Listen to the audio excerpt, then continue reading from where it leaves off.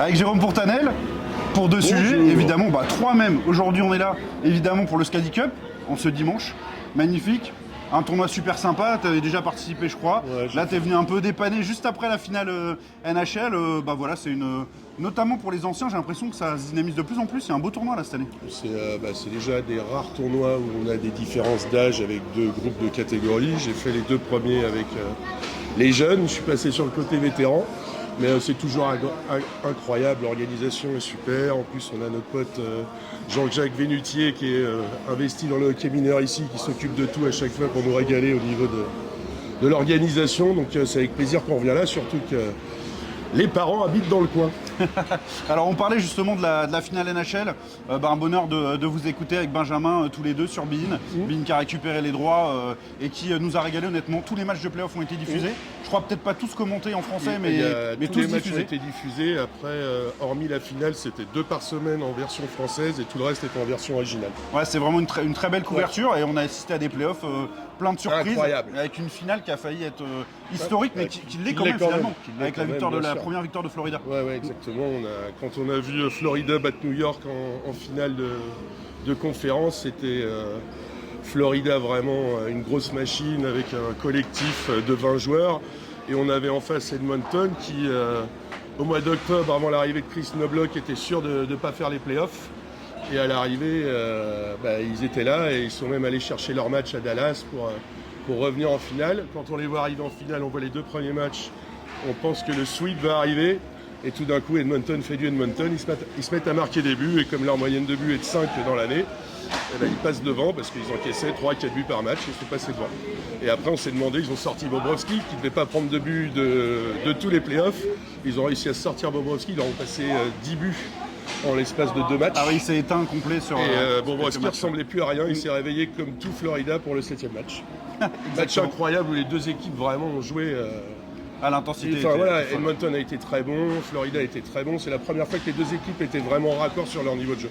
Ouais, exactement. Est-ce qu'on vous retrouve le fameux duo pour la saison prochaine aussi avec Benjamin? Il y a des chances. Bein a signé les droits pour 4 ans. Voilà. Donc on est parti sur 4 ans. On est pas mal. C'est le bonheur. C'est un vrai plaisir de le faire. Impeccable. Et puis côté français volant aussi, puisque tu es le coach de cette mythique équipe parisienne. Qu'est-ce qui va arriver pour toi et pour les volants là où les saisons à venir? Donc j'étais là il y a 3 ans en arrière, je suis revenu l'an dernier. On avait un gros groupe parce que ça me plaisait d'avoir beaucoup de monde dans l'effectif par rapport au respect des jeunes dans le club, mais également laisser sa chance à tout le monde. Ça s'est plutôt bien passé. On a fini premier de notre poule, qui était un petit peu en effet au niveau des niveaux assez décalé. À l'inverse, on a perdu notre meilleur joueur 2 matchs avant les playoffs et ça nous a coûté cher.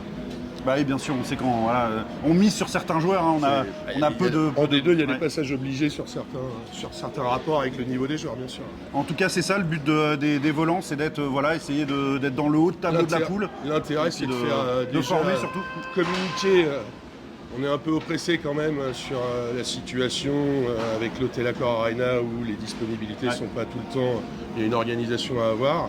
Et après, ce qui nous intéresse surtout, c'est d'être en haut du pavé, de garder la notoriété de ce club pour voire éventuellement de faire un projet de patinoire sur Paris, parce qu'à un moment, il faut que ce soit davantage viable pour le hockey sur glace. Aujourd'hui, on parle d'un rêve complet. À un moment donné, on avait parlé de KHL potentiellement. Dans la situation politique actuelle, là, c'est clair que non. Oui. Mais même Allez voter. Exactement. De Ligue européenne de manière générale parce que Paris attire tout le temps. Dans le hockey, c'est encore un peu compliqué. Je pense qu'il faudrait, pour arriver à Paris, il faudrait les fonds d'investissement. Ça ne passera pas par le club des Français volants. Le club des Français volants aujourd'hui, c'est un milieu associatif. Il n'y aura pas stratégiquement un développement de fou. Après, ils peuvent utiliser le naming des Français volants pour développer un futur projet éventuel financier, mais ce n'est pas du tout dans les tuyaux. Aujourd'hui, les tuyaux penchent plus vers une organisation des Français volants qui se rapproche de Pierre-Yves Girbeau pour essayer d'aller voir la mairie de Paris et de faire quelque chose.